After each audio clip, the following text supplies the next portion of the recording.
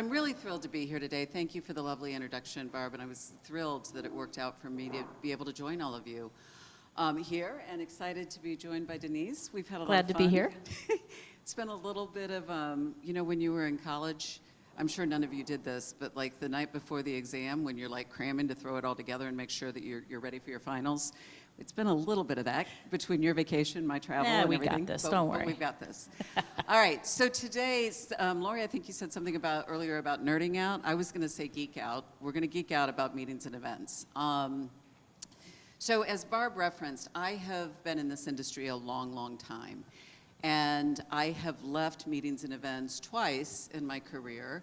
I know Barb mentioned that she left travel once. I call them my career sorbets, like where you just cleanse the palate. You step aside and say, am I in that industry because I know everyone and it's easy? Am I in that industry because you get to go to really cool places and stay at nice hotels?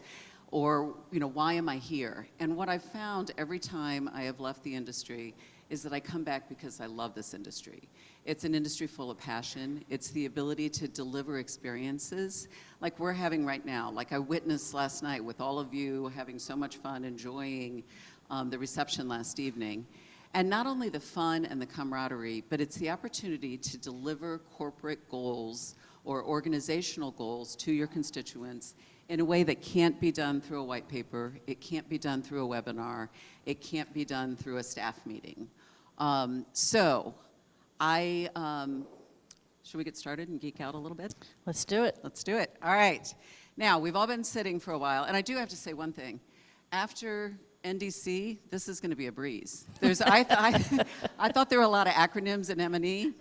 Nothing. Lori had those acronyms rolling off, and this is going to be a lot easier than that was. All right, so we want to learn about you. And what we're going to start with is I'm going to ask a few questions about your meetings program, and I can only have one hand, so she's helping me here.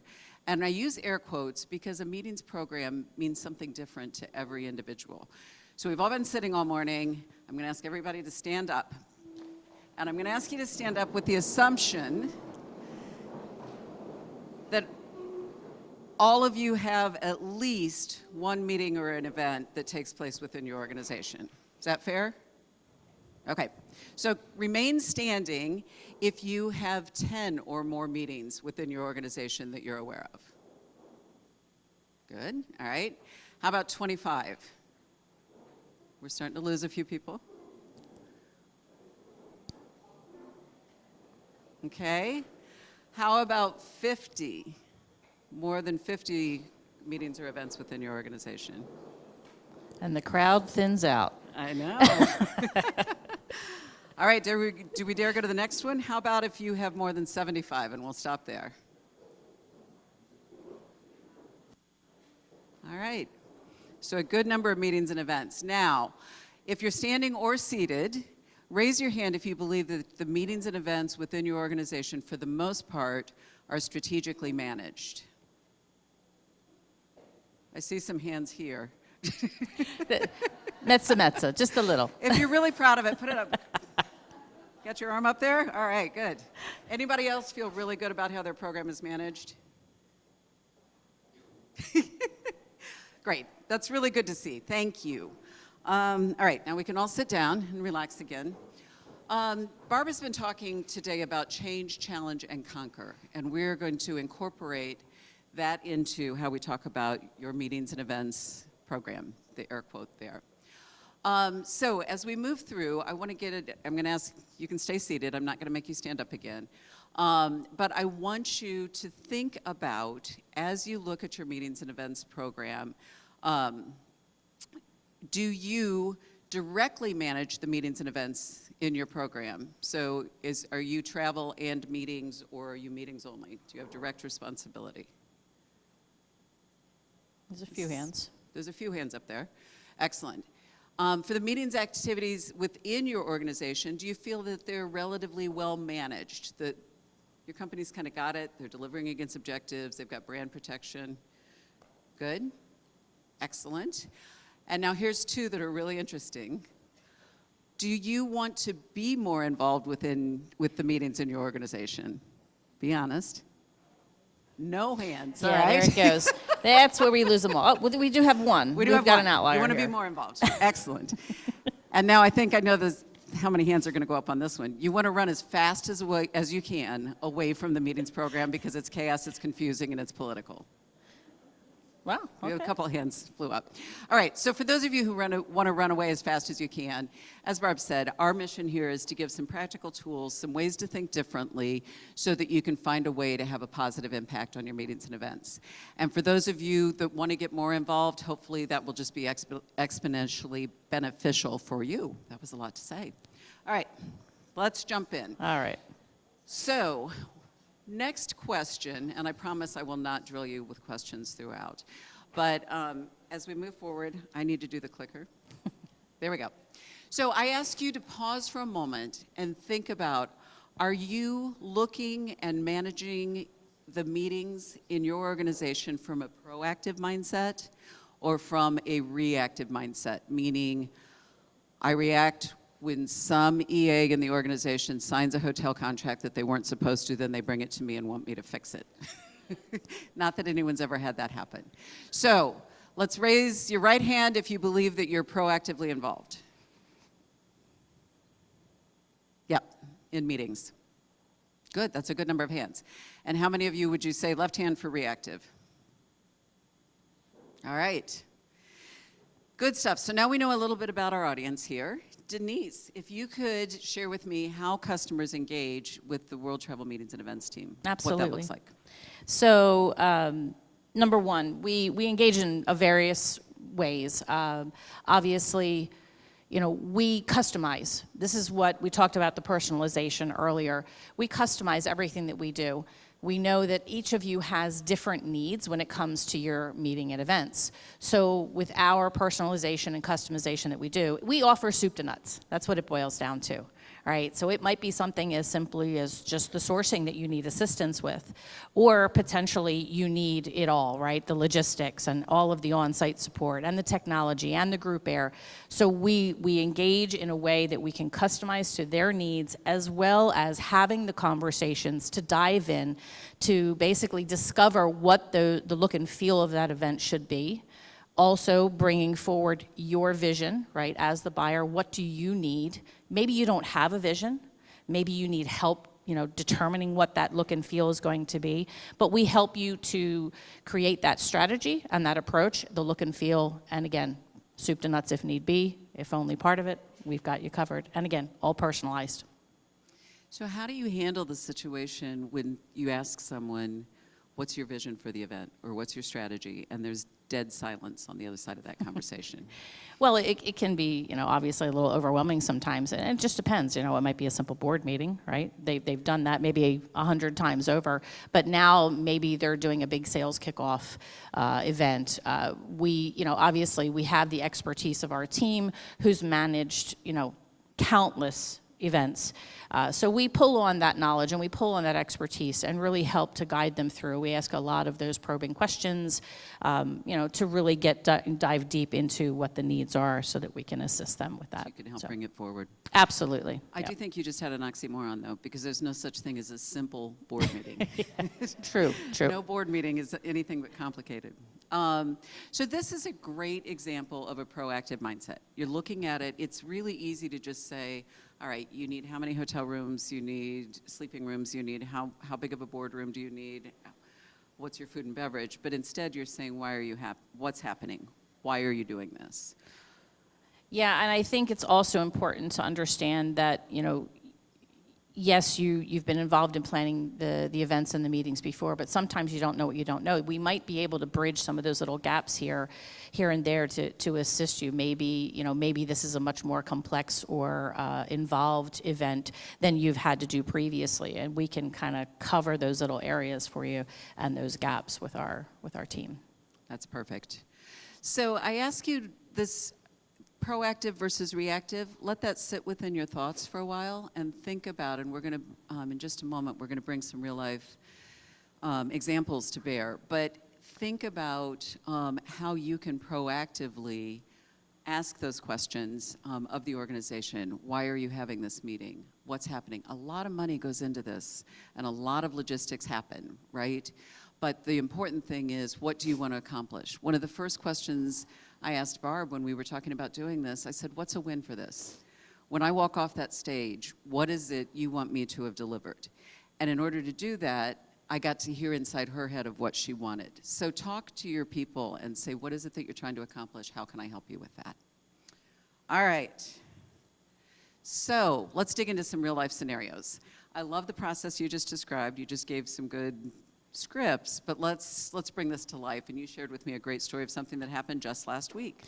Yeah, recently, as we all know, our country has been impacted by such horrific storms. And big shout out to Pam Jones on this one, on our sales team, dealing with an account that's not even yet contracted with us for corporate transient travel.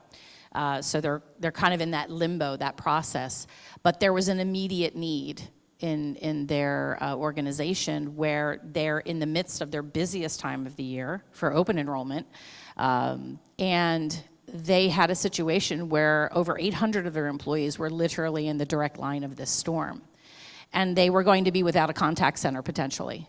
So they came to us, and within a matter of hours, we outlined the entire statement of work, fully executed the contract, and began sourcing immediately.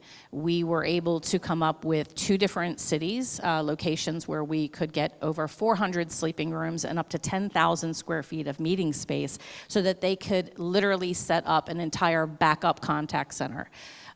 This literally happened within 48 hours. This was really signed, sealed, and delivered. So the ability for our team to be as nimble to do that, right? Pivot in a moment's notice, circle the wagons, make it happen, find out exactly what they need, where they need it.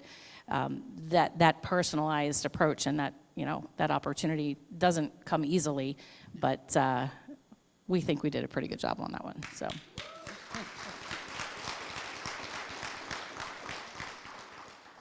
It's an outstanding story, and what I would also say is they weren't the only organization that had that problem during that time frame. I'm certain, yeah. So you're trying to move a group alongside how many other groups that are trying to be moved? And our own government, who's gobbling up hotel rooms because they need to put their teams out there too to assist. So yeah, it was definitely a challenge, but made it happen. But you did it. Yeah. Congratulations. Thank you.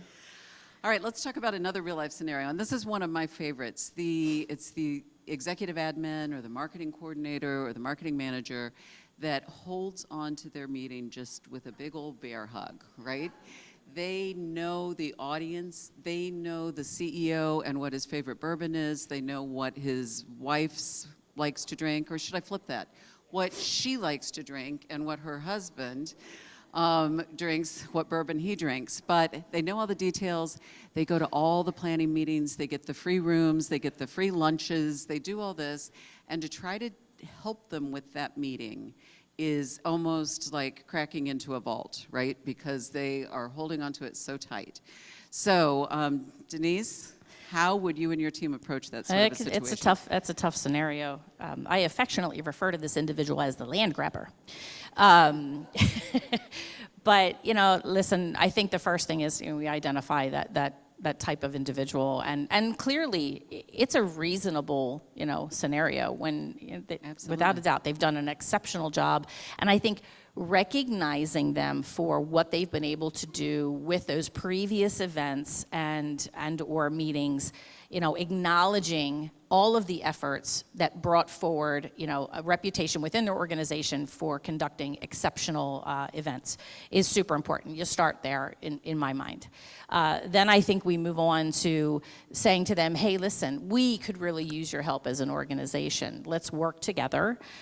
We might have a supplier. It might be a hotelier. It might be an airline carrier that, we're trying to reach that next, goal or target, that we can work with them. We kind of barter and bargain with them that if we can utilize that in this next movement, group air movement, or whether it's an event conference or whatever, but ultimately that negotiation brings about better experience for those attendees, making that AE look really, really good. So we can kind of work that, we flip that a little bit to kind of get into that psyche. Let us help you help us. It's, you kind of go hand in hand. So rather than It's a tough one. Right, it is a tough one, but I like your approach a lot because everyone innately, we want to help one another, but if we feel like somebody's coming into our turf, we all do it. I do it on a few topics. The list might be long. My husband might give you a really long list. But the things that we're proud of and that we've invested in, we're protective. So Yeah. how do you move that around? So let's take that into change, challenge, and conquer. So change, as Barb said earlier, change is rather than looking at the situation as a negative or a brick wall or what have you, it's seeking the opportunity. So the opportunity that you identified, if you could expand on that a little bit, perhaps is supporting your preferred supplier program or hitting some thresholds. Yeah, I mean, if we're talking, a case in point, it might be a hotelier where they might be able to come forward with, better pricing, lower food and beverage spends, that becomes advantageous to the account. They're going to come in under budget, hopefully, right? So we can identify it there. Maybe it's with a carrier with more lift, that we start to talk about specific destinations where we can funnel that business to, and it ultimately helps everybody. It's perfect. And then challenging yourself to be creative and finding a new solution. Because it's, I'm going to keep picking on this turf, what did you call them? The land grabber? The land grabber. The land grabber can be really daunting, but challenge yourself to be creative to find a new way to approach that. To say, for 3 years I've gotten the stiff arm. This person will not let me get near the meeting, but I'm going to be smarter than that. And there's one person I've known a long time who's in this room who had the opportunity to know my wonderful mother, who I miss every day. But she always would say, look at it as a challenge. Figure out a way to be smarter than the situation. And while you're finding that solution, you kind of laugh to yourself, and they have no idea what you're doing. And it's hard not to have a little smirk on your face as the conversation unfolds, and ultimately you're getting what you wanted to get.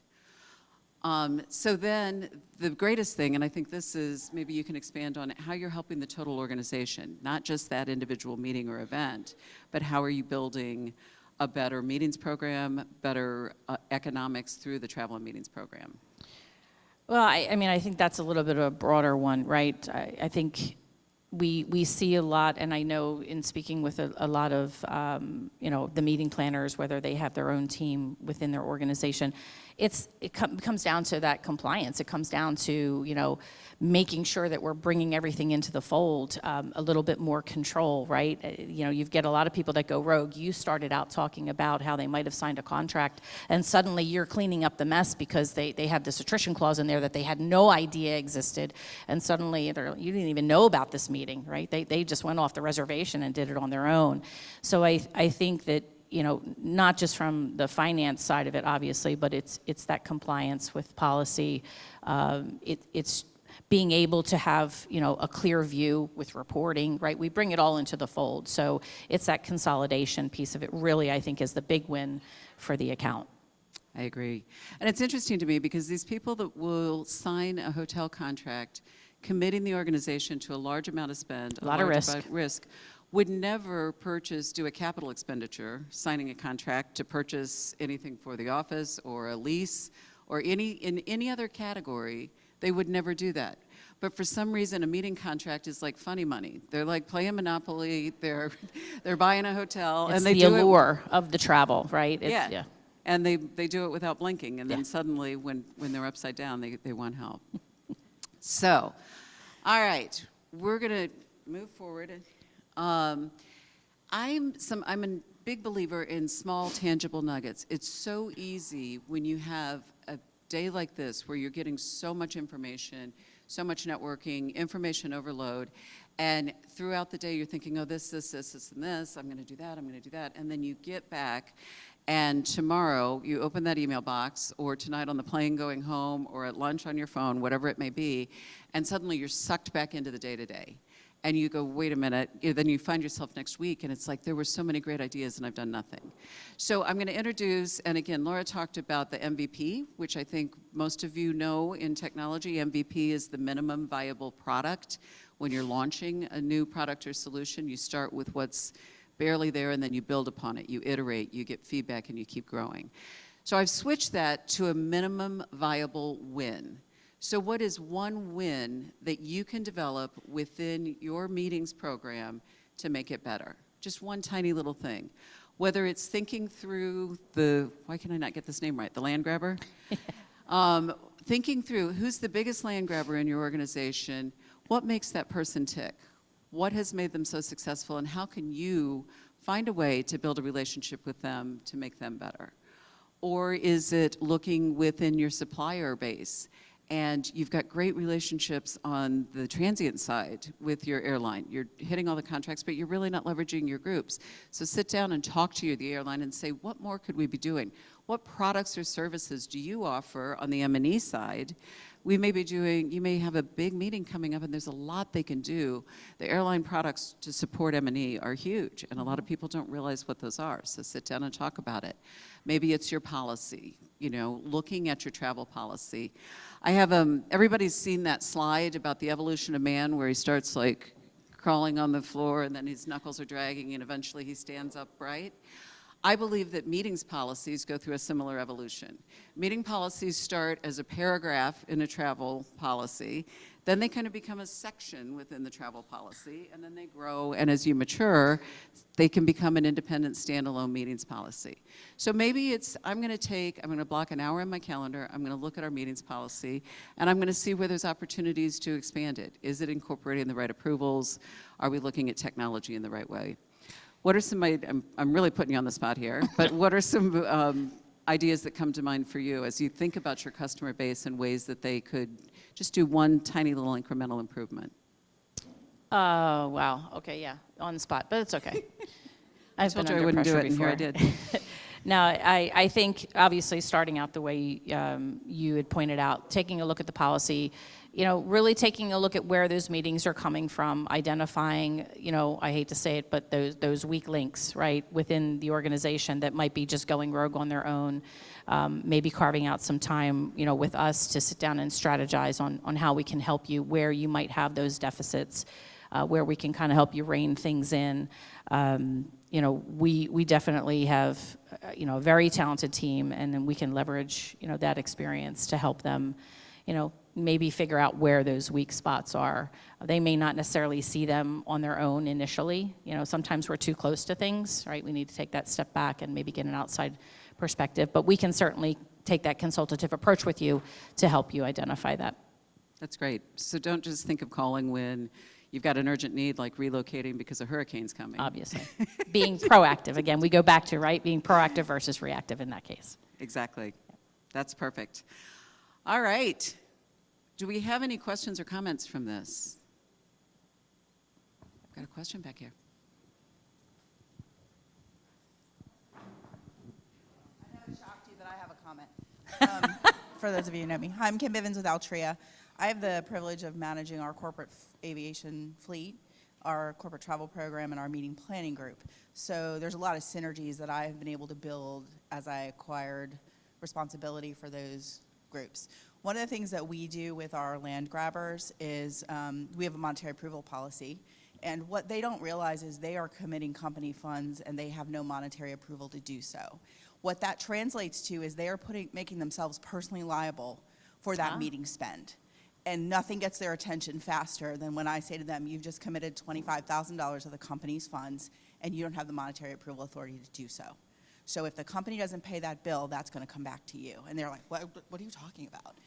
And so it's really about engaging the stakeholders in terms of, yes, cleaning up their messes, but also having the ability to say to, if you only have travel or if you only manage meetings, saying, hey, sit down with the stakeholder of that other group and have some conversations about how you can build that relationship in a synergistic way. And it might not mean every time you're in lockstep, but if you can find ways to break through that shell of this is mine and you can't have it, I don't want it. I just want to help you do that better. And so those are the kinds of conversations that we have. We do a lot of educational training with our EAs. I get on an operational call with our field salespeople who are the ones doing, $12,000 meetings and signing contracts in places with, there's one place had no running water and had no indoor. I'm like, really? Like, you don't know what you don't know. So I think there's opportunities for people to look at how do you engage those folks, find those people that are holding those meetings tight, and or if you don't want to deal with those meetings, like Denise said, I can tell you that my friend Amy and other folks on the meetings team do a great job of helping to manage you through those issues with you for world travel. That's excellent. What did you, before you give away the microphone, what did you call the policy? Around committee, that it's a personal commitment of company? Oh, yeah. So we have a monetary approval matrix. So it assigns monetary approval authority for capital expenditures on down. And if you are not part of that matrix, and EAs in our organization are not part of that matrix, you have no legal authority to bind the company to that monetary requirement. And so technically the contract is void. Now, venues see that a little bit differently. But when you explain to this, and we can normally manage them through that issue, but it is eye-opening to them because they don't want to have personal responsibility for that particular situation. So you may not have that structure, but it is worth having the conversation in terms of making sure that they understand that they can't, like you said, they wouldn't make a capital appropriation. They're not going to go out and buy a whole new widget maker.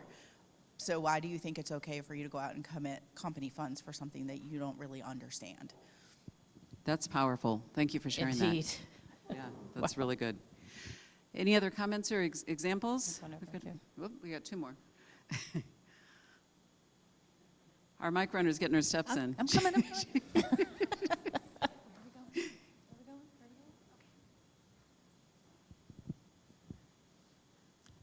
Hi, I'm Carla Casey from Emmis. We're a biotech company based in Rockville, Maryland.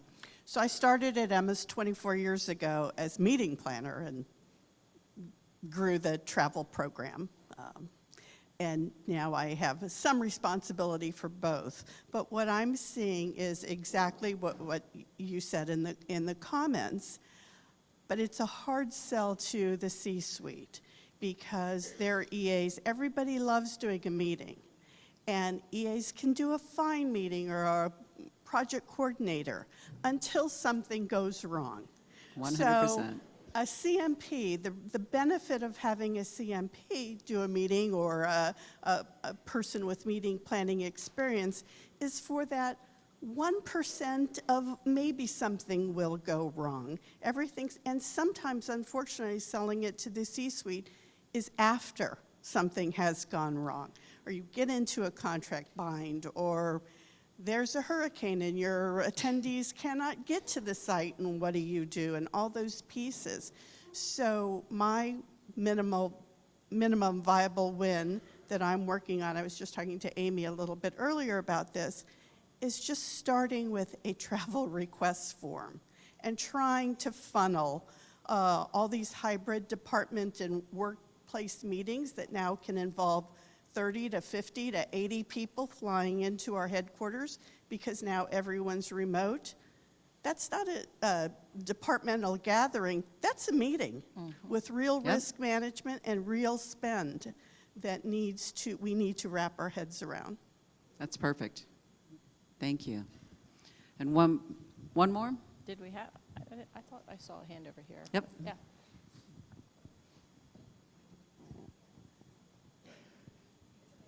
Oh, Amanda. No worries. Hi. So where I'm running into the issue is being able to get the room block spend and like capturing that in. Is there going to be changes or able to get that with the meetings? Because it's causing issues with compliance reporting that I'm running. And then they're like, well, no, we went through and we had a room block, but then I'm not getting that in our data. I am having a hard time hearing because the speakers So are the question was, you're struggling within your organization to get your arms around the room block spend, correct? Yeah, so when we're utilizing and going through like different sourcing through World Travel or just in general, getting that spend and capturing that, we're not able to. Are you negotiating a room block that you're then booking against, or is it everybody's booking on their own? You tell them what? No, like they would be if they're doing a room block, if we give them a listing or they're going and paying on that. But because of that in the contract, like it doesn't come in and then you lose out on that spend. You should be able to get, talking to your supplier, talking to your hotel partner, you should be able to get that spend and you can control it through form of payment and or meeting codes. I mean, I'd be happy to talk to you at the break. There's a number of different ways to tackle that. Or Yeah. Denise could, Yeah, and then we can assist with reporting as well, back from the hotelier for you. So, So Yeah, the let's take- sourcing we'll made come find you simple, one we off. can pull that all in and be able to get it all. yeah, you should be able Yeah. to. It can be tricky, but there's a couple ways to set it up, and then you should be able to get it. Okay, perfect, thank you. Of course. All right.